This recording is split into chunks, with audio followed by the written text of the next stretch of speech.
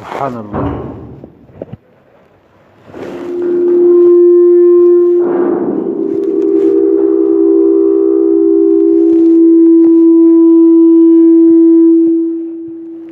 الحمد لله الذي وحده والصلاة والسلام على من لا نبي بعده. أما بعد فأعوذ بالله من الشيطان الرجيم. بسم الله الرحمن الرحيم. قد جاءكم من الله نور وكتاب مبين.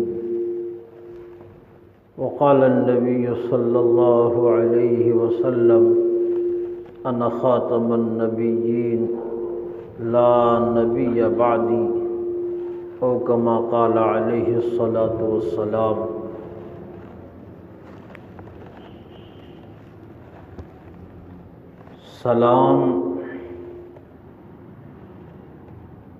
سلام اس پر کہ جس نے بے کسوں کی دستگیری کی.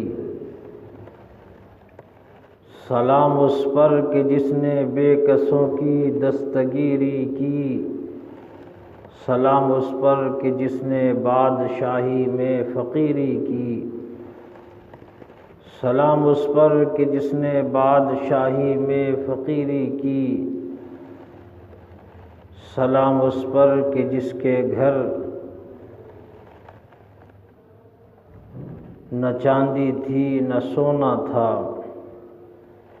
سلام اس پر کہ جس کے گھر نہ چاندی تھی نہ سونا تھا.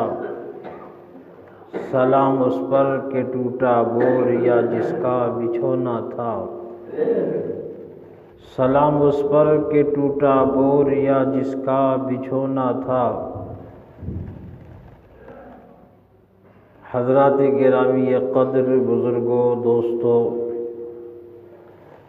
توفیق خدا بندی سے گزشتہ 2-3 ہفتوں سے آپ کے حضور سیرت مقدسہ، سیرت النبی صلی اللہ علیہ وسلم کے عنوان سے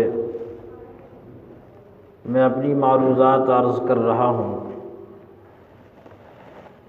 آقائے مدنی صلی اللہ علیہ وسلم جو پوری دنیا انسانیت کے لیے کامل اکمل نمونہ بن کر دنیا میں تشریف لائے،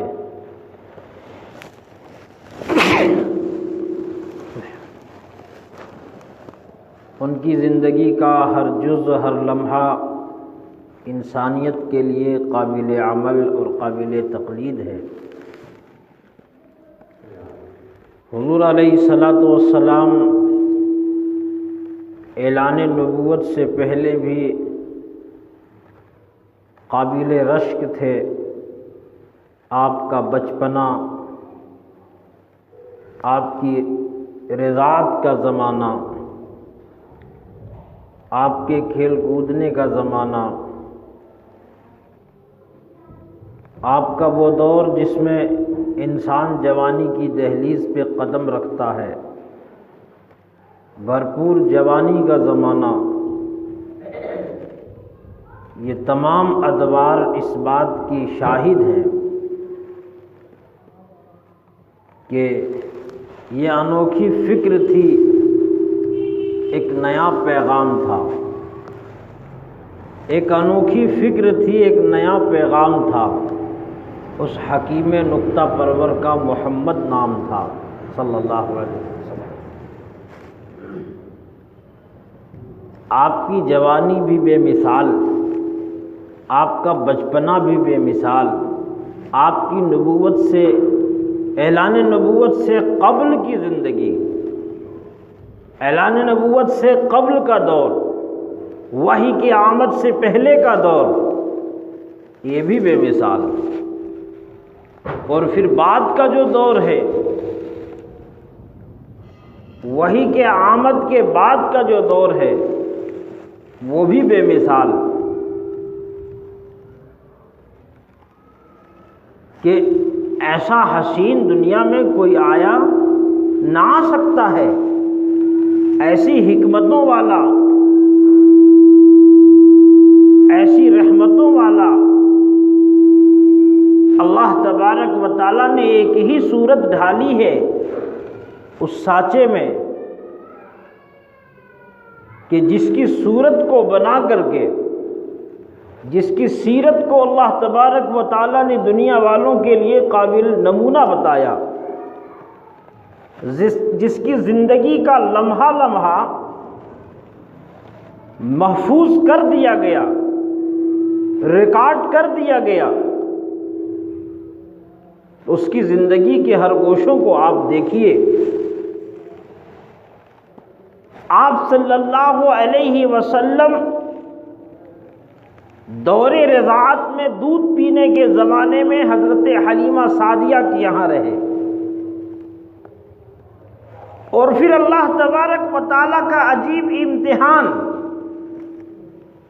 اللہ وراء الورا ہے، اللہ حکمتوں والا ہے، اللہ عزیز اور غالب ہے، اس کے قدرت کے کیا کہنے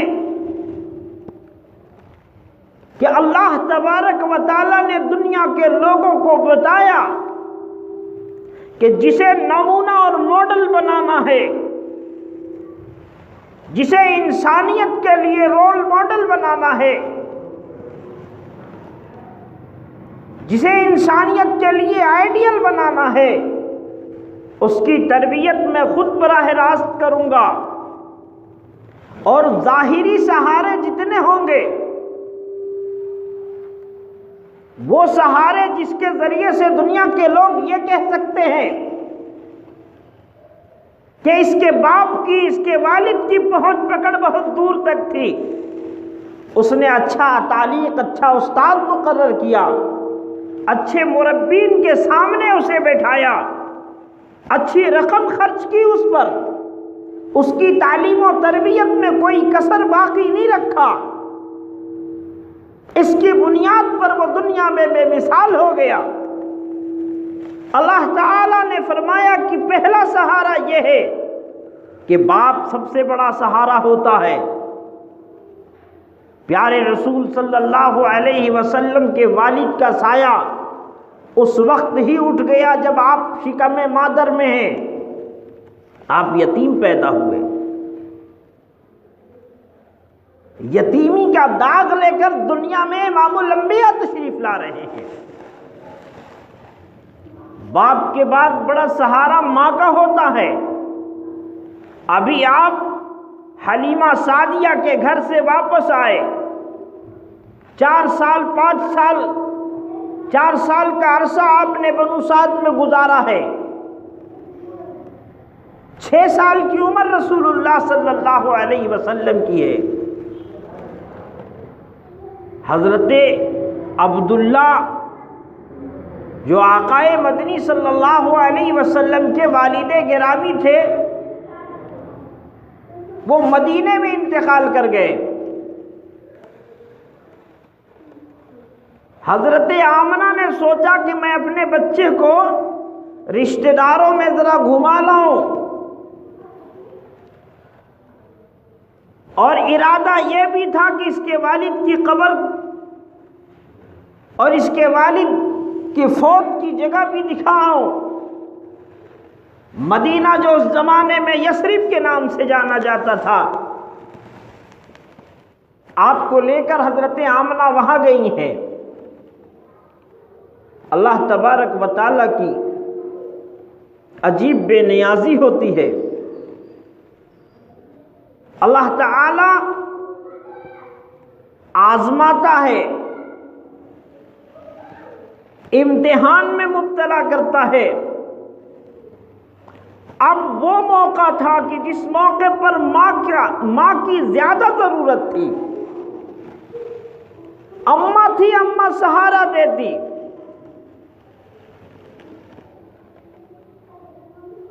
حضرت آمنہ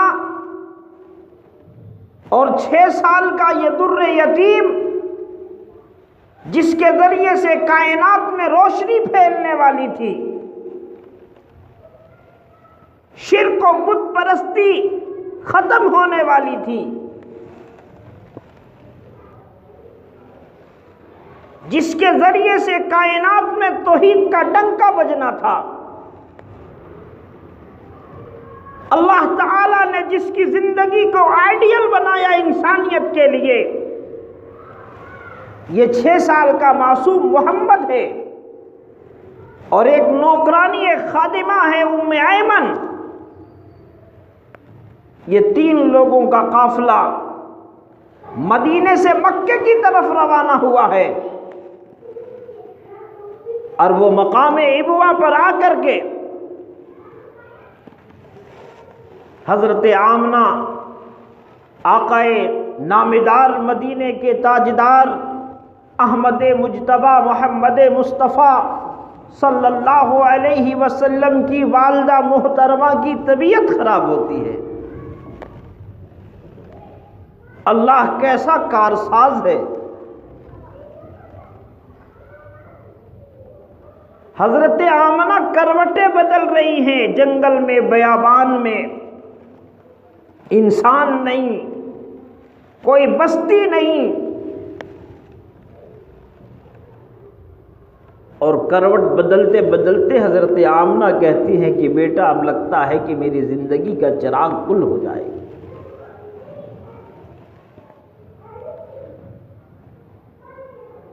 تصور کیا جائے، سوچا جائے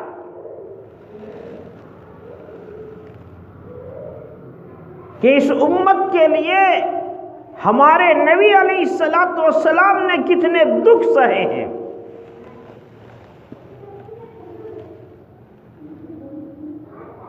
حضور علیہ الصلوۃ والسلام اپنی ماں سے لپٹ کر روتے ہیں، آنسو بہاتے ہیں کہ اماں میرا تیرے سوا اس دنیا میں کون ہے؟ لیکن حضرت آمنہ بپوری قوت اور طاقت جمع کرتی ہے اور کہتی ہے کہ اب میرا آخری وقت ہے، لیکن مجھے یہ محسوس ہو رہا ہے کہ اللہ تعالیٰ تیرے ذریعے سے ایک دن دنیا کو پاک کر دے گا، روشن کر دے گا۔ اور یہ جملے حضرت آمنہ کی زبان سے نکلے ہیں، اور حضرت آمنہ کی روح قفص عنصری سے پرواز کر گئی، آپ کا انتقال ہو گیا۔ حضور نبی کریم علیہ الصلوۃ والسلام کو اپنی والدہ سے کتنی محبت تھی، کتنا پیار تھا کہ آپ علیہ الصلوۃ والسلام اعلان نبوت کے بعد آپ نے صحابہ سے ارشاد فرمایا، اے کاش میری ماں زندہ ہوتی۔ سبحان اللہ، ہم کیسے نااہل لوگ ہیں، کیسے نااہل امتی ہیں، اپنے والدین کی نافرمانی میں زندگی گزارتے ہیں، اللہ کے غضب کو دعوت دیتے ہیں۔ آپ فرماتے ہیں کاش میری ماں زندہ ہوتی اور میں عشاء کی نماز پڑھا رہا ہوتا، اور میری ماں پکارتی ہے بیٹا محمد، پکارتی بیٹا محمد، میں نماز کو توڑ دیتا اور اپنی امی کی بات سنتا، لبیک یا امی۔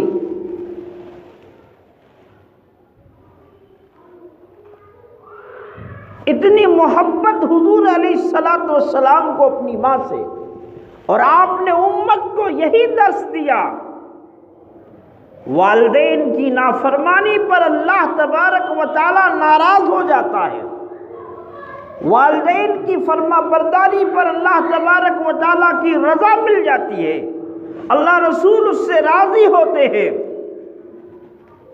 حضرت آمنہ کا انتقال ہوا، خدا جانے کون آیا، کس نے دفن کیا، کیسے دفن کیا۔ حضرت ام ایمن رسول اللہ صلی اللہ علیہ وسلم کو لے کر کے آئی ہیں اور آپ کے دادا جان کے سپرد کیا۔